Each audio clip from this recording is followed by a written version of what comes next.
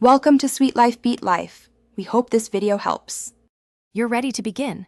Make sure your Apple Watch is unlocked and paired with your iPhone so data syncs immediately. Once done, confirm location services are allowed for weather on both devices so forecasts are accurate.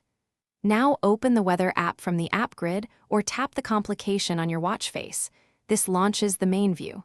You'll see your default location's current conditions. Doing these first steps prevents delayed or missing data and sets you up for navigation. You can now dig into the data.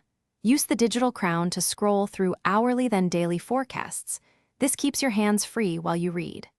Swipe left or right to switch between saved locations, or tap the locations list to add or reorder cities. Changes sync with your iPhone.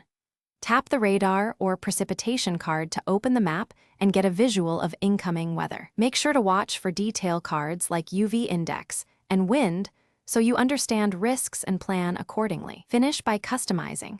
Change units to degrees F or degrees C in settings and enable weather notifications if you want alerts for severe conditions. Add a weather complication to your favorite watch face for immediate glanceable info. If the app shows stale or missing data, try toggling Bluetooth or Wi-Fi, force a sync from the watch app on your iPhone, or restart the watch. These steps usually restore location and forecast updates. If problems persist, check app permissions and update watchOS. Thanks for watching.